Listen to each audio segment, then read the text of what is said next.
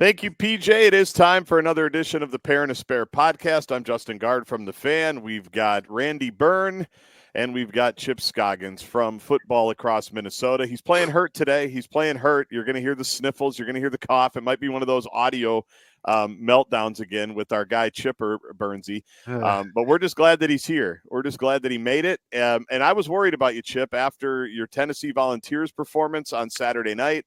After you, I think, got mad at me for something that I tweeted, which we may get to, but I'm just glad you're here. How are we doing, Chip? I'm all right. I was telling you guys before here, I took my first spill of the winter. So I had the kiddos home and I made them crab legs, right? And they were steaming. I get them out of there, I steam. It's kind of our Christmas big dinner, and they were steaming, so I had the bright ideas. Like, I'm going to take them outside to cool them off. Well, lo and behold, the top step going down to my patio had a layer of ice. It's dark. You can't see it, layer of ice. And I hit that first step, and crab legs are flying everywhere. I got them all over the back patio. I'm upside down. My ankles twisted back the other way. I got an ankle. If the injury report came out today, it would say ankle, knee, chest for me. I'd be questionable, but all of them. Yeah, it was a. My question is, well, go ahead. It was a face forward, whirling dervish circles covered in crab legs. But I regrouped. I got them all in there. No worse for the wear for the crab legs. They tasted good. So. Well, that's what I wanted to know. Did you recover like Sam Darnold on Sunday? Yeah, 100%. The crab legs were the equivalent of the pass to Justin Jefferson. On the move after you got face masked. Yeah.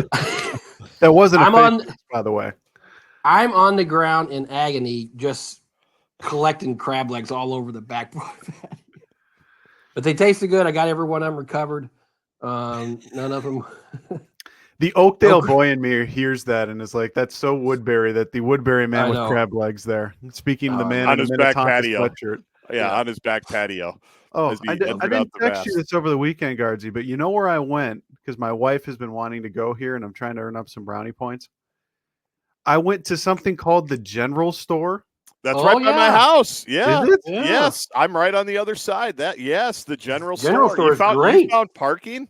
Oh, my gosh. You were able to get in the General Store a couple of days before Christmas?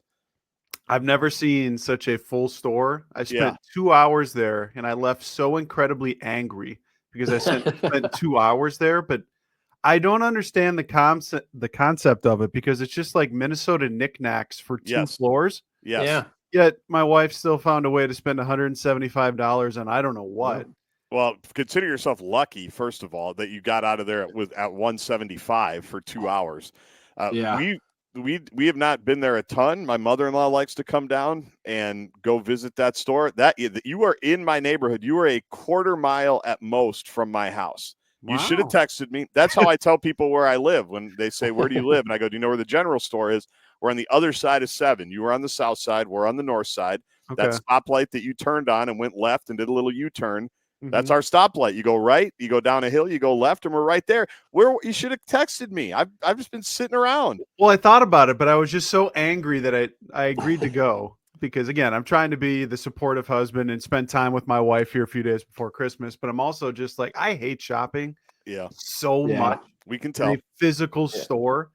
And then I'm there for 2 hours, and the amount of I knew I didn't fit in there. My net worth was in the bottom 25%. Like the amount of knickknacks, the amount of stuff in that store that you don't need, but people want. Oh, it makes me so upset. You got a lot of stuff about lake life in there. Trust me. Yeah, trust me. I know. Yeah, I know. I mean, even just what they have outside. I mean, they have like a random truck outside with a bunch of stuff. They want you to feel nostalgic, and you need all this stuff. I waited 25 minutes in a line to check out too, which if you want to get my gears a grinding, Chipper, that'll be one of the top subjects. Well, next year, just text me. Give me a day or two heads up. We can go hang out at Devani's, or we can go hang out at Duke's on 7, both walking distance to my house. If you want to just go hang out there either one of them is a great spot to go hang out. So my wife, they go to the general store for a couple hours. Nope. My wife will not be going. No, unless you're paying, unless you're using some of that 247 money to help us out here. Yeah, we do not shop at the general store. No, sir. I think Chip and I both agree. We know where the money is in sports, and it's in journalism. That's right. That's right. It's in football across Minnesota. That's where the big bucks are. All right. Well, you're both recovering. Burnsy from his financial fall, Chip from his actual fall. And we're going to talk college football playoff. There's a lot of, I'm going to tease it with, I think the SEC I think the South just needs to secede from the rest of the country for political sake, for football sake, for everything. I think just for their own good, because they can't handle living with the rest of us in the college football world. But we're going to talk about that in a second. Let's talk Gophers for a minute, because it was another, I think, active couple of days, Burnsy. We talked a week ago that on your message board, and I've been reading the notes. It was everything's great one night, and then no, they're not going to have an offensive line the second night. It seems like they did find some offensive linemen here in the last few days, and one of them had a pretty healthy transfer portal offer list, it seemed like. So what's the update here on the Gopher side? Yeah, since we've talked last, I'd say the two biggest additions are offensive linemen, which I think we all can agree Minnesota needed to address here heading into the spring. One is a Washington tackle by the name of Khalil Tafai, who I think you can draw a lot of similarities between him and Philip Daniels, where both were redshirt freshmen this past season. Both played about 300 snaps in the Big Ten. Khalil played them at left tackle. Philip Daniels played them at right tackle. And Khalil actually picked up offers from places like Alabama, where Caleb DeBoer, who he committed to out of high school for Washington, he visited UCLA, picked up a lot of other things, and Minnesota was the place he felt most comfortable. So I think you've added somebody there that can certainly help you at left tackle, where there was a giant hole with Ariante Ursary leaving. You also picked up a guy from Chip's Land down in the SEC who has over 1,000 snaps the last couple of seasons, and Dylan Ray. So you look at that offensive line that loses 4 starters, you've got as much competition there as you've had between Khalil, Dylan Ray. You've also got Marcellus Marshall there, who they took from UCF, who's almost got 2,500 collegiate snaps. So you've got some pieces that they like on the offensive line, but they did address it, Guardsy, and all is right in the world. The two guys, you said the one was a redshirt freshman. What year are the other two you just mentioned? Yeah, so Dylan Ray, the kid from Kentucky, is a 1 year. He's a redshirt senior next year, and then Marcellus Marshall from UCF is also going to be a 1 year guy. So you've got that's what they need. Guys to bridge the gap, and you've got a future hopeful tackle body there in Khalil Tafai. Yeah, assuming those kids are can come in and play right away. I mean, that's what you need, some experience. Yep. I don't think you want to have a bunch of first and second year guys on your offensive line. So that's good. I'm glad they went out and found some veteran guys with a lot of snaps on them. Well, I'd tell you this, Minnesota has used the lack of money via NIL or now rev share as a crutch in previous years. And that was a true statement a couple of years ago, or even last year, was they didn't have the money that a lot of these programs had. I'd tell you, from the way I understand it now, between the amount of success that Dinkytown Athletes has had and the rev share money, Minnesota can no longer use money as a crutch. You're not running. I will say that you're not running by yourself. You're walking now, but you don't have a walking stick or cane there anymore. Between the rev share and the amount of sustained success that Derek Burns and Robert Gagg have had with Dinkytown Athletes, it is, at least for me, fun to cover now a portal where you have at least you're in the same ballpark for some of these transfers, which they haven't been able to say in previous years. So I will say that, because I know that everybody can always have more money and everybody can have more McDonald's bags like Tennessee. But I mean, Minnesota doesn't have that type of money, but they have enough money now to where you look at the amount of success they've had in the portal. Money is a part of that. Well, and they're able to keep Coy Parrish and Darius Taylor. And well, that's the biggest part of it too, is look at the roster retention. Look at all the players you wanted to retain and you've retained that have signed their deals with either Dinkytown Athletes or the university itself for the rev share agreements coming this summer. Like, if you want proof is in the pudding, proof is in the player retention, and proof is in the guys you were able to land from the portal. Hey, Burnsy, when they're getting these portal guys, do they? I mean, they haven't figured out how much each guy's getting in the revenue sharing yet, obviously, right? But how much of that is a sales pitch when you're going out to these, Well, it trying to depends get how guys much in the money portal? is a factor for these guys. How much of it is money versus how much of it is just development, how much of it is playing time. Everybody's a little bit different. Every case is a little bit different. I would remind you guys and the listeners that the rev share doesn't come into effect until, at the earliest, from what I understand, July 1st. Right. So then it's okay.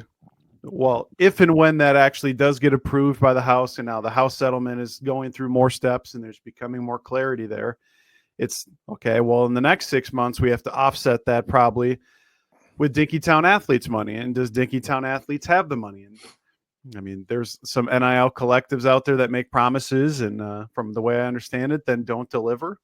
And that's why I appreciate the way that Derek and Robert are building this thing with they're not promising money that they don't have. So the rev share stuff comes into it. I mean, everybody wants to get money, but everybody's amount is going to be a little bit different. It's not equal shares across the board. I'll say that. Yeah, I think they, if I remember correctly, I think Mark Cole told a number of outlets, ours too, that they were hiring a general manager type position for the department. Well, so I'm curious to see how much of that position helps football, or is that the other ones? Because I got to imagine football. I mean, Garrett and those guys in PJ are going to have a big say in how that money gets dispersed. Well, the thing I think we're all still waiting complete clarity on is of that house money, how much of it can go to football? How much of it has to go to non-rev sports? Is it Title IX? Is it not Title IX? How does Mark Coyle then determine what percentage does football get because they're the golden goose? I think there's a lot of things that they're trying to figure out that they have a great idea on. And from the way I understand it, I think football is going to get a bulk of it. Now, is a bulk 50%? Is a bulk 2/3? Is a bulk 3/4? I think that's still trying to be determined behind the scenes. But yeah, I mean, within the football program itself, it's Garrett Chernoff, it's Marcus Hendrickson, then working with the coaching staff on here's how much money we have at XYZ positions. Sounds very similar to the NFL in that aspect of what do we want to pay for this versus what's our budget for this versus what have we already spent in player retention. So it's an interesting little nuance that this is year one for the staff of trying to figure out how do you want to spend your money and where do you want to spend your money. So I'm not saying it's right or wrong. It's just fascinating to kind of follow behind the scenes. The number I keep hearing floating around about what the percentages are going to be is football's going to get somewhere in the neighborhood of 70% of that money, which I think is, who knows, is that right on with some other schools? Some schools might do 90 or 95. Who knows?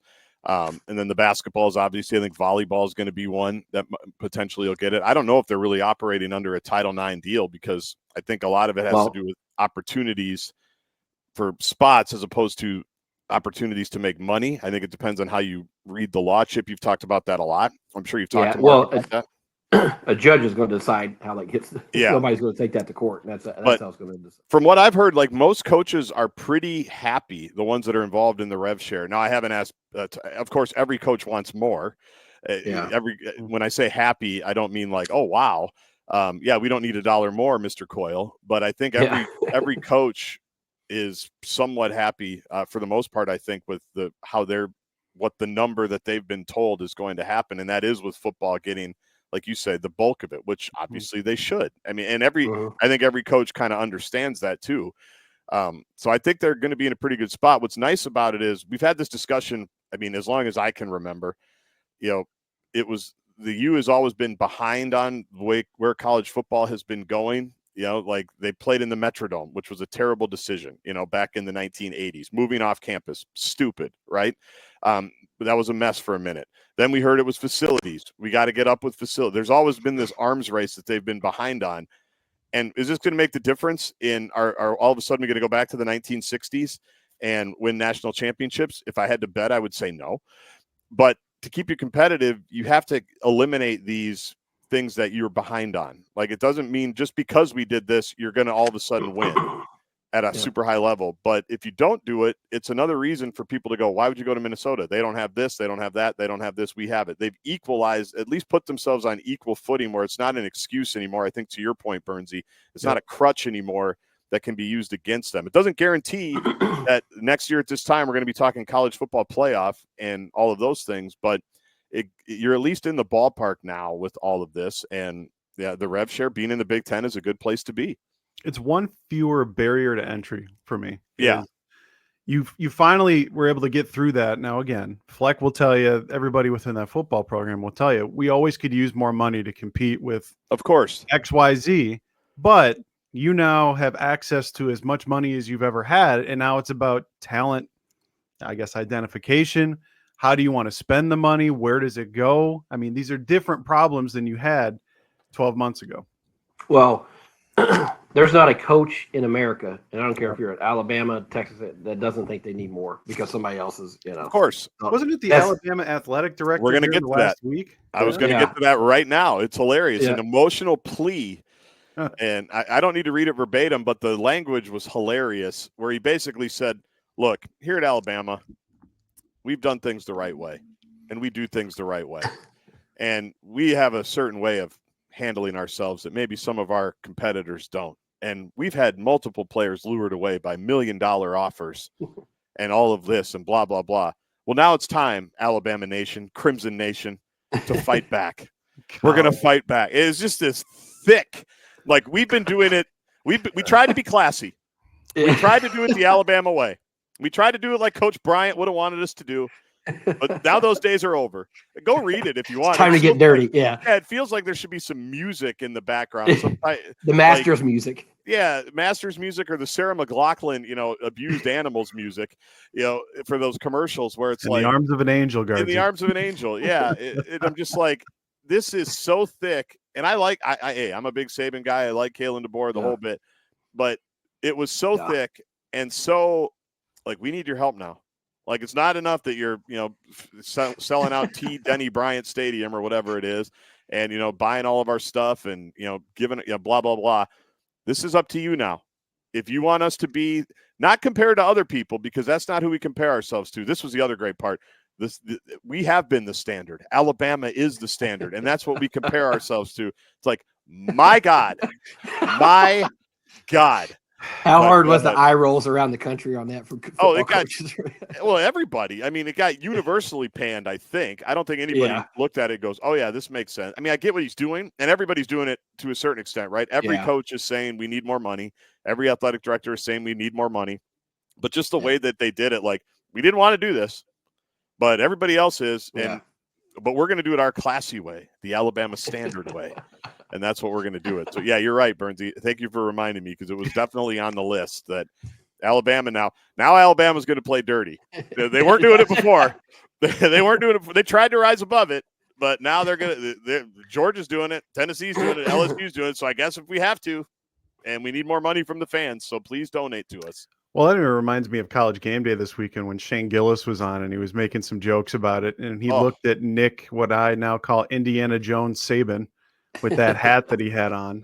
I literally couldn't get that out of my mind. He looks like a Southern Indiana Jones, which he looked Terry, why did he green light that? He looked great. I loved it. He pulled it off. Incredible. He looked incredible. Somebody had to go get him a whip, and then we had to go find Ali. But even just Shane Gillis making jokes and Nick Saban just like stone faced, and you can see how uncomfortable Shane is because he's obviously a comedian. That whole bit was just, I thought that was incredibly, but yes, the self-awareness of that town, man. Come on now. Yeah, well, we're going to pivot to some SEC stuff here in a minute, but I'm glad you brought up game day too, because number one, Saban has been an outstanding addition, which we all knew he would be, right? I mean, anytime they weren't in the college football playoff, which was rare, he was always on the desk. And and I'll say this too. I mean, if you don't think Pat McAfee has added something to that show, and I know I know even a year ago there were some college football protectors that didn't like it, and I know there's people that like Mace just talked about, he doesn't like watching McAfee on game day. I don't think Barrero does either. I'm sorry, guys. I think what he's added to that show, like the electricity, the field goal. I had my whole family was watching the field goal kick at, I think, Notre Dame, or maybe it was the next day at Columbus. I'm not sure.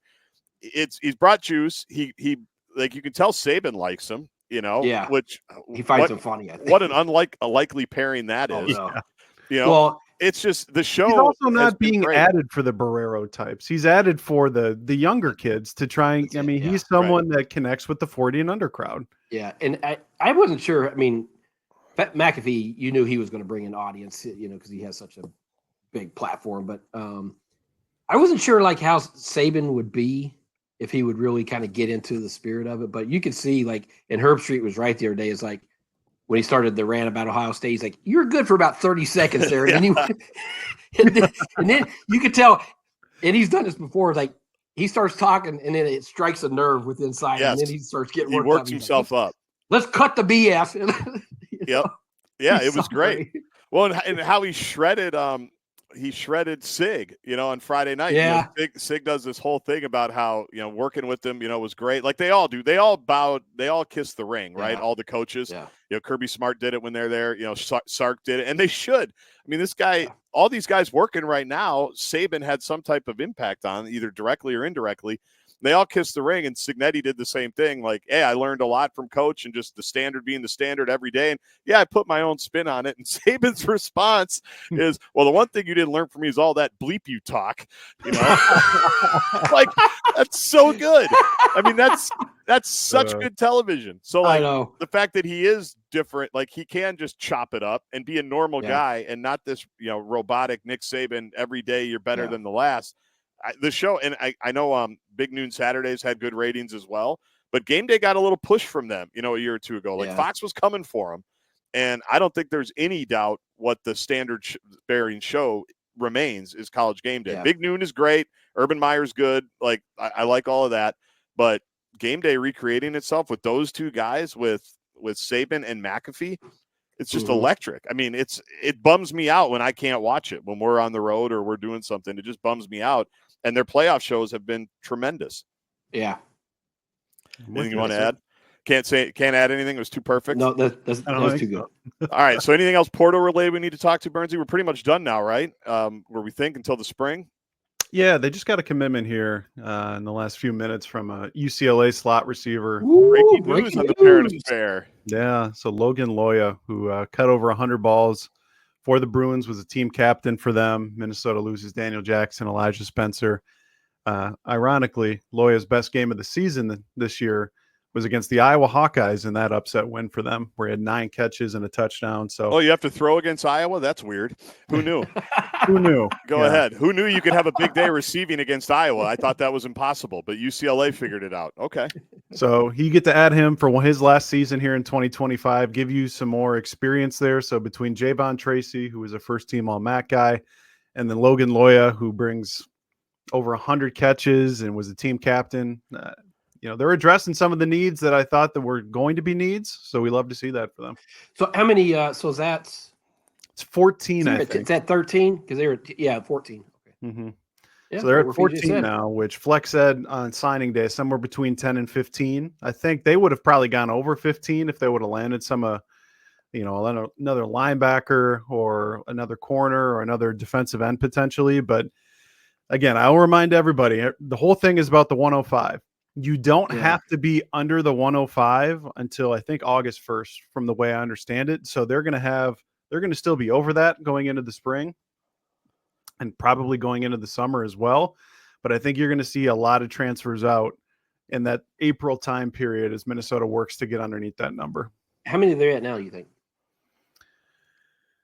Oh, they're probably around 20. They're probably around 105 or so. But then you got to remind yourself that you get the incoming guys, which is going to be another 12 to 15 freshmen. So you're going to have to lose another probably 10 guys after the spring. All right, so we got the bowl game coming up here in a little bit. This will be our last episode, we think. Maybe Burnsy and I will mess around and do something in Charlotte. I don't know. But we are going to the Soda Social. We'll give you details on that later.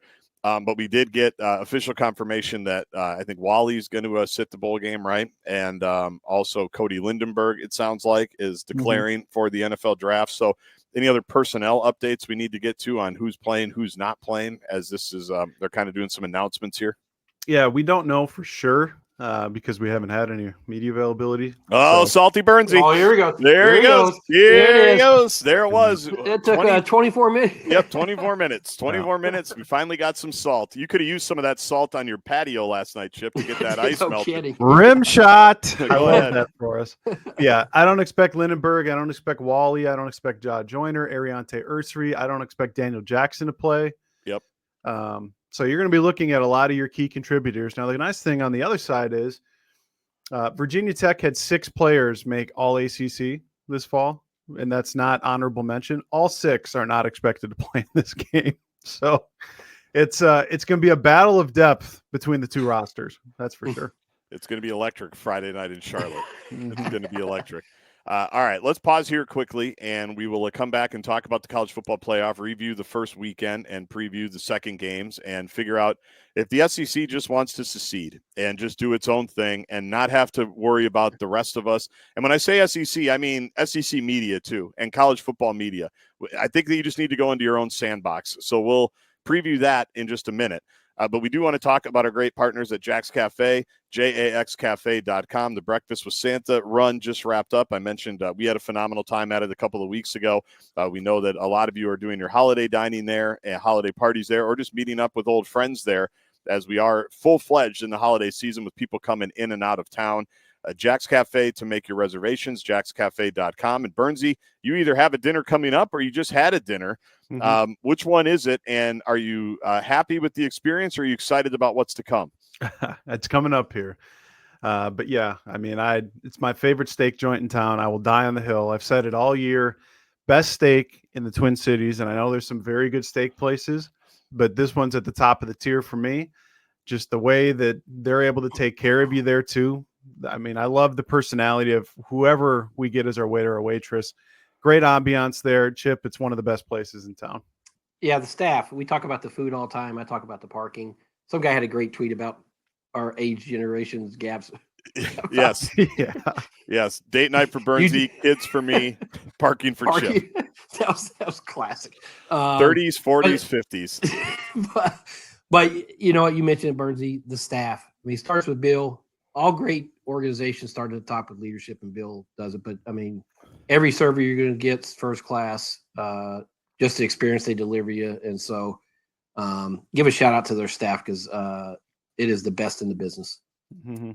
Yeah, so much so that we were waiting for the balloon animals after our breakfast with Santa, and they kind of changed out our table, which was fine. We were on the way out, and our waiter came over, and he's like, "I didn't mean to kick you guys out. Go sit. I'll bring him to the table." "No, I thought you left." We're like, "No, we're fine. We're happy to wait over here. We've got no issues." But he felt so guilty because, they had 9, 10, and 11. We had to get out. We had to, make room for other people, as we say. And the guys, "Sit down. I'll bring you some more coffee." I'm so sorry. We're good. Everything was great. We are happy to stand right here. No worries. Yeah. But like we say, there is something for everyone. Any generation, any season of your life, any opportunity you want, Jack's Cafe's got you covered. Date night, family event, corporate event, they've got room for everybody. jaxcafe.com. It's jaxcafe.com. And the vibe and the ambiance in the holiday season, I think you said it a couple of weeks ago, Chip, it feels like the holidays when you go to Jack's Cafe, because it's about togetherness, it's about fellowship, and it's just about great experiences. So we appreciate Bill and everybody there. We appreciate so many of our Parent Aspired listeners going to Jack's Cafe and trusting our opinion, and that on the back end, they always follow up with the great experience as well. So happy holidays to Jack's Cafe, and I hope you're going there in the next couple of weeks. jaxcafe.com. All right, let's open up the playoff discussion. We had our first weekend, 1 game on Friday, 3 on Saturday. None of them were especially competitive. Open floor, your opening reaction. Burnsy, we'll start with you to the first weekend. Start it any way you want, and then we got a lot of things to discuss here. But on the first college football playoff weekend with 12 teams. I wish the Indiana game was last and not first. Great point. Great point. Go ahead. Is what I wish would have happened, because the amount of discourse on Friday night about Alabama or Ole Miss or whoever you wanted to slot in there was nauseating to me. And then it turns out that Indiana's loss was the closest one of the entire weekend, including the 2 Big Ten teams with gigantic wins in terms of score. I'm so upset with the way that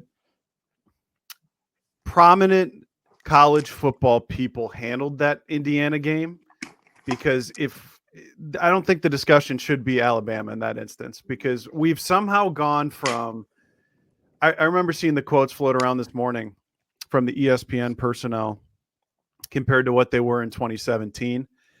And if we're just going to say wins don't matter anymore, and we should just go off whether you think it's just the eye test or recruiting rankings or the AP preseason poll, what are we doing at this point, Chip?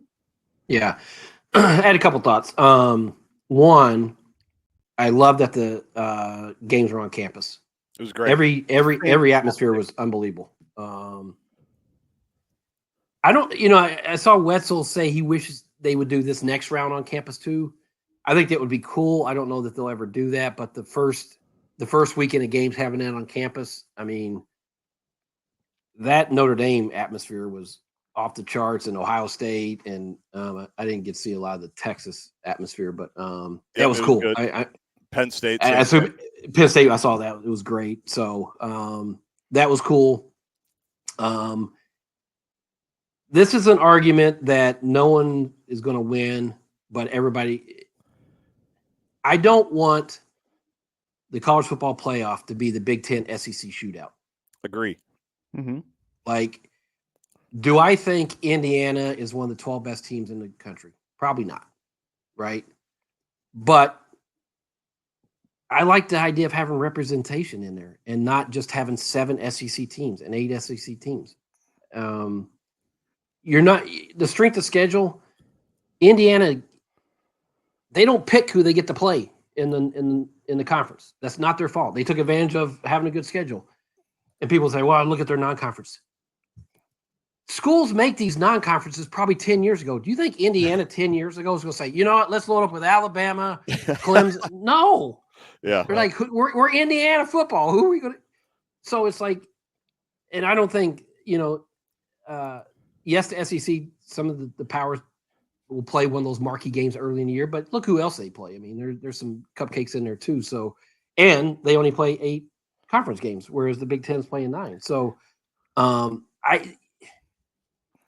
Indiana, there's no way anybody was going to leave out a 1-loss team over a 3-loss team. You just make a mockery of the selection. Do I think now? If you said, okay, Alabama's going to play Indiana. If you had a bet, who you can put your money on? I'd probably put it on Alabama, but that's not the argument we're making here. Right. I'm glad you ended with that, because you got me upset and then you brought me back down to earth. If it's got to be about the wins, and I get the argument for Indiana's schedule, but I also look at a preseason and you would say, okay, well, they had Michigan and Washington on there, who were the 2 teams in the national title, who both teams just happened to take a step back, which. Okay, I mean, we not their fault. What these teams and Michigan just beat Ohio State, who just looked amazing against Tennessee. Oh, and bad loss matters too. Bad losses, you can't ignore bad. We can look at good wins, but you can't ignore bad losses. Like Ole Miss, you can't lose to a lifeless 4-8 Kentucky team, and Alabama, you can't get blown out by an awful 6-6 Oklahoma team by 3 touchdowns. But this is more about the SEC saying we're the superior conference. Then play 9 conference games and get up with the rest of us and stop playing Mercer in November. But they're saying is, okay, even if we have 3 losses, we're better than them. That might be the case, but I don't want to go back. I don't want the college football playoff to have 8 SEC teams. Right. Like I want it to be. That's what they want. I want to be I want to be spread out. Like I want to have an SMU. Did it? Were they overmatched? Hell yes. Guess what? Tennessee was overmatched too against Ohio State. Yep. I mean, that's why I'm disappointed, but I'm not mad. I'm like, Ohio State could go win this thing. If they play like that, they'll win the college football playoff because they have as much talent and more talent than anyone other than Oregon. Well, I think the argument that we all have to try and get our minds around is there are 12 teams in the playoff, but I think we all would agree going into Friday night's game, we all thought there were not 12 teams capable of winning the damn thing. Like there are probably 3 to 6 teams that we would say, or we would have argued, yeah, they're going to win it. But then there's also 3 to 6 teams where it's like, well, they deserve to be there. They did get there. Now let's see their shot. And we've seen teams like TCU a couple of years ago get hot at the right time. But college football is so different than, say, college basketball, in the instance where if a team gets hot come March, they can go deep and they can go a long way. NC State made the Final Four a year ago after almost losing in the first round of the ACC tournament and needing that and needing to win it to get in. Like, it's a totally different deal. And that's where in football, I think it's a much different game, but you also have to value the wins and the losses because, to your point, Chip, maybe there are 6 talented teams in the SEC that have enough talent. Well, that's great, but this game isn't played just on talent. It's played on for 60 minutes over 12 weeks, and you have to win the games. And you shouldn't be able to get in. Like, I just cannot. I was so upset on Friday night reading the discourse. And then it turns out that Indiana game is the closest one of the entire weekend, which everybody's also complaining. Well, none of these games were competitive. Go back and look at the numbers. Do you want the numbers? I'll give you the numbers. 59-20, 42-20, 37-17, 38 donut, 24-7, 31-0, 24-6, 30-3, 44-16, 63-28, 42-25, 31-14, 49-28, 52-24, 27-6, 34-11, 33-11, 65-7, 34-13. These lopsided college football games have been going on since the beginning. 24 of 34 games decided by double digits. That from David Warlock, who is the main NCAA basketball March Madness sports information director. This is, by the way, this first year with 12 teams. He's doing games when there were 4, when we got to pick the best 4, or we thought we were picking the best 4. And by the way, the other thing, what I do think they're going to have to change, and we talked about this last week, is the automatic bye. Yeah, that's got to change 100%. Yeah. Because we don't know, how would Indiana fare against Boise State, for example? How would Indiana fare against Arizona State? How would Clemson fare against? Like, you've got 2 teams that are lower in the rankings that got the automatic bye, and we don't know. Like, when you're one of the at-large teams, you may be hosting a game, and you're really good. If you're an at-large team, you're a team that they have deemed worthy of being in there, even though you didn't win a conference championship, because you maybe stubbed your toe along the way or lost to another great team. So we have no idea, like, because of how they seeded it, what the actual, if the games would have been more competitive. But to act like, man, we got no competitive games. We've rarely had competitive games in the semis of the college football playoff, or last year, even the championship, right? Like, so it's just, but it's the SEC. It's the SEC media. It's your guys Feinbaum. It's Herb Street even, basically going, well, Indiana was outclassed. Well, so was Clemson and SMU. So what do we do? So is Tennessee. So is Tennessee. So what do we do with this? It's just, if we're not going to say the regular season matters at all, and if we're going to go through all this trouble to bring all these teams together, but then say at the end they shouldn't be there, what are we doing? Yeah. And I think the blowouts will probably continue if you're going to have games on campus, because I think all those teams benefited from home field advantage. I mean, I thought Indiana was nervous. They played tentative, right? Yeah. They coached tentative. I think the atmosphere, and if they're at a neutral site, would the big stage get to them too? Probably, maybe, but there's going to be a push from the SEC crowd to examine closer strength of schedule. But Indiana shouldn't apologize for Michigan taking a step back, for Washington taking a step back. They don't get to pick their conference. And some years, you know what? You're going to play Oregon, Penn State, Ohio State. You're going to have a tough schedule, and it's going to be hard to take advantage of it. And some years, you're going to get what they did, and you maximize it. That's the other thing about it is, they didn't have a great strength of schedule. They beat the pants off of everyone they played, essentially. Right. They were winning by 3-4 touchdowns every game. It wasn't just they were squeaking by. They're the Cinderella team. I mean, I think their average win of the 11 that they had was over 20 points a game.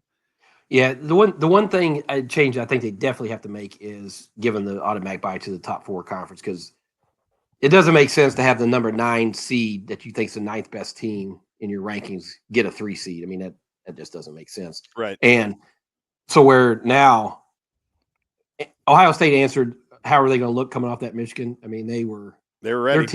Their team speed was so superior to what Tennessee had. The fact that they have to play Oregon in this round, I mean, that could be a national. I think they're the 2 best teams left. Right.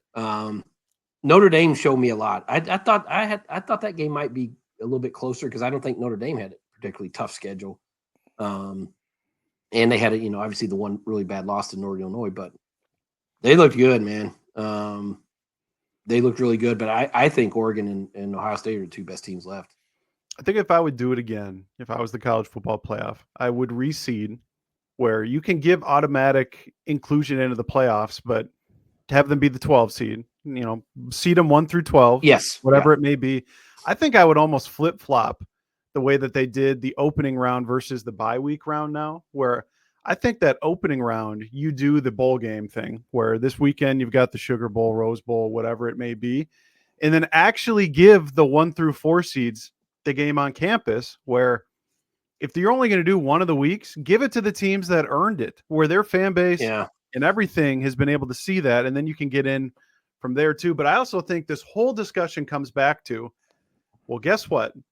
The college football playoff now has gone behind closed doors where we don't know what their process is because they won't tell us our process. Where everybody hated the BCS back in the day because it was computers or whatever it may be. Well, now it's even worse because now you don't know what it is. Now it's essentially just trying to become into a TV invitational, which I want to know what the process is for them. They haven't been incredibly forthcoming with it. I think they made some mistakes in what they told us would matter going into the especially championship game week and what won't matter. I want to be as transparent as I can be if I'm them. And I don't know that I know what their process is of how does, teams 1 through 12 actually dictated, which is the problem to me. And this point's been raised by a couple people, a couple national writers. I think it's true. Is like the committee boxes himself in by having the weekly unveil leading up to it. And it's great. It gives us something to talk about, it gives people to talk about for a week. But when you have SMU ranked ahead of Alabama going into that conference championship game and they lose, well, you're not going to penalize the team for making a conference championship where another team is not playing. And so now if they did away with that and just said, you know what, after the conference championship, we're going to unveil the bracket. That's hard to do too. Now you're going to have even less transparency, Burnsy, because they don't have to tell you anything. You don't have any idea what they're thinking behind closed doors leading up to this. And then it could be more of that SEC pressure where, hey, here's 6 SEC teams and them saying, well, eye test. We just think, even though they had 3 losses, we think they're the toughest, they're better than this. I'm not sure that's the answer. I don't know what the answer is. I'm the one who always wants to try and find solutions. I just know that last year when an undefeated Florida State doesn't get in over Alabama, then you have this year Alabama doesn't get in, and then you still have all the blowouts. Well, as Guardsy pointed out, every one of these first round games, whether it's been 4 or 12, historically has been that. Now maybe that changes here in the second round, but you still got. I'm looking at the point spreads for this upcoming weekend. I mean, Texas is a 2-touchdown favorite against Arizona State. Penn State is a 10-point favorite against Boise. The Notre Dame, Georgia, and Ohio State, Oregon ones are within a couple of points. But again, history would tell us, as Guardsy already just pointed out, there's probably going to be a lot of blowouts again this weekend as we try to figure this thing out. Yeah, we'll see. But it's just they just want their own tournament, the SEC. I mean, they really do. They don't want anybody else included. I mean, Lane Kiffin tweeting on Friday night, and then, by the way, not tweeting after Tennessee got boat raced. I don't think I don't think I saw anything there. It's like, yeah, he didn't. Trust me, we all saw that. Yeah, but it's like, and we all love Lane. He's great, but it's like you can't be all loud and then, oh wait, an SEC team just got boat raced in Columbus with 40,000 volunteer fans making the trip up there. Like, it's just if you're going to be a national sport, you have to have national representation. It's not that complicated. It's okay. Yeah. It's okay, to have just, a handful of SEC teams get in. And like you said, Chip, it doesn't need to be the SEC Big Ten Invitational. It just doesn't. Like, that's what I fear with their money and power, that it's going to say, we're going to get 3 automatic qualifiers or 3, whatever. And maybe they will if they go to 16, because I do think they're going to expand it at some point. There's just too much money to not do it. Then just have a 1 versus 16, like a true. Yeah, I think they'll do that, and then you can have more teams, and then everybody can be happy. Although even then, no one's going to be happy.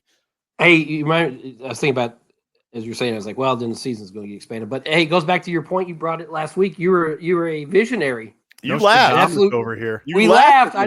You laughed I know. at me, and I sent you the screenshot of how do you fix it. You have to move the season up. You just have to if you want to, because the calendar is not changing for schools, right? And they talked a lot about this on game day again. You've got the unless you just say you can't transfer until spring and you have one window, like I don't see you have to move it up a couple of weeks. One of the coaches said that, right? I sent you the screenshot. I was very diplomatic about that. See this, boys? Yeah, I mean, you guys laughed at me. Move this. I called you a visionary.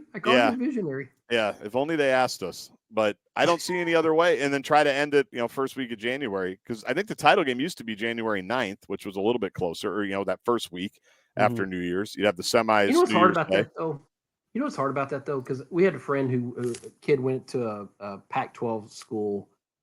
They start so late. It was weird. They didn't start till I can't remember what the start date, but this kid was a freshman and missed like 3 home games.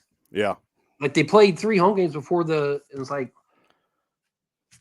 yeah. I mean, it's part of the college experience going, if you're not even enrolled or you're not even on campus yet, you're not moved into your dorm and they've already played a couple. I don't know. That's for the freshmen. The sophomores. That's a minor thing. I know that's a minor thing, but that would be a bummer if you had to miss. If you're going to school and you've already started the season a month before you get there. Well, that's where the whole thing comes back to with the portal, and you saw Penn State's backup quarterback hit the portal and is now committed to Missouri, I believe. Yep. Is the football calendar and the academic calendar do not line up, which is why it would make a ton of sense to Gaard's point where, okay, the day after the national championship, the portal opens for 7 days or whatever it may be.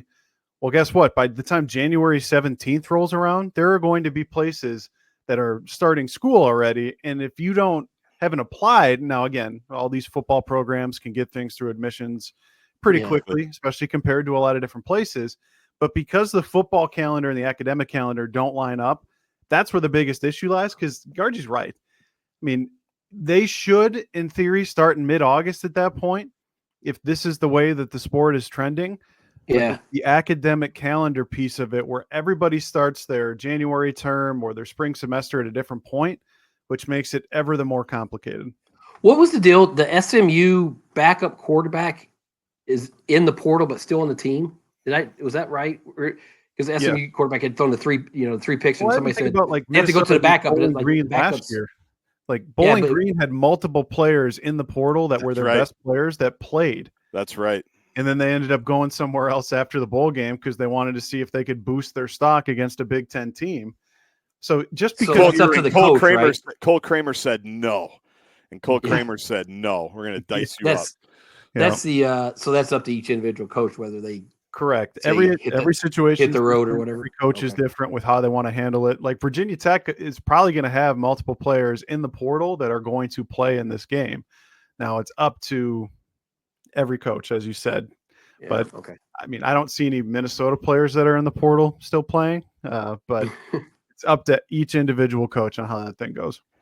All right, so we got the quarterfinals now coming up on New Year's Eve and New Year's Day. Penn State, Boise State in the Fiesta Bowl, Texas, Arizona State in the Peach Bowl, Ohio State, Oregon, as we mentioned, in the Rose Bowl, and Notre Dame, Georgia in the Sugar Bowl. By the way, I love how college football can't cut the ties with the traditions. The dumbest thing of the week, and Chip, you know what I'm saying, when the winning coach of these games got to the press conference and the bowl representative is there to do the good old boys, we're just so thankful, and we'd love to extend an invitation to you to play in the Rose Bowl. It's like, my God, can we get more pretentious?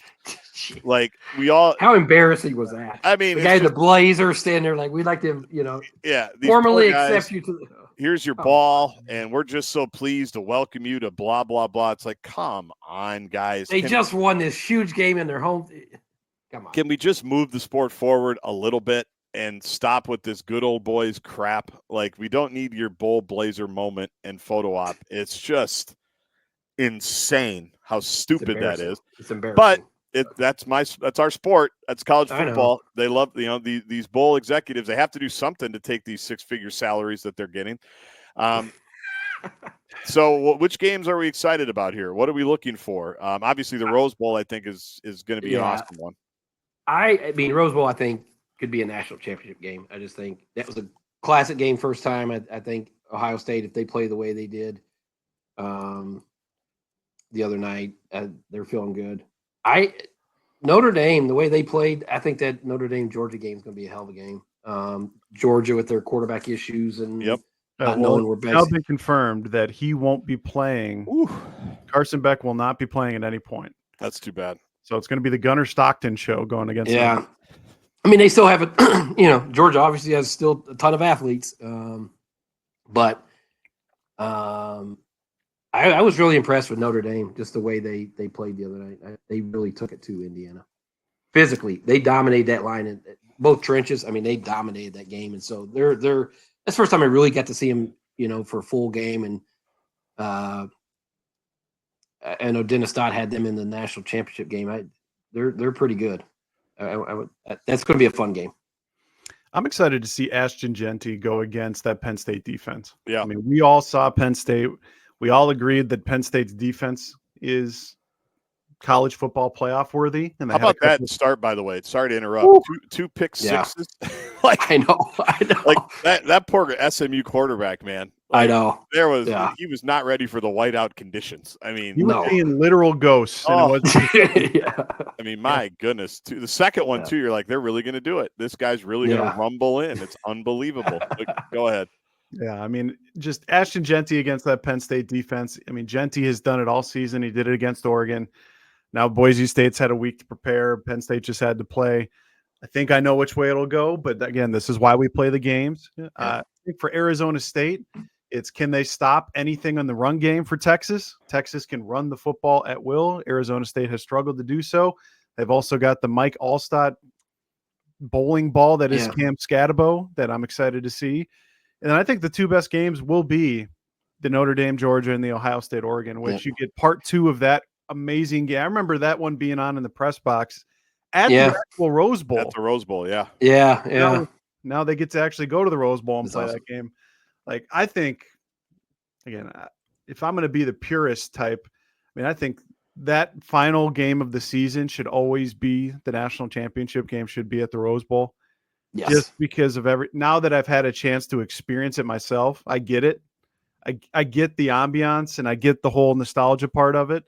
But again, there's going to be I think the last couple of games will be better than the first couple of games, but maybe every one of them's a blowout like it has been historically. Yeah.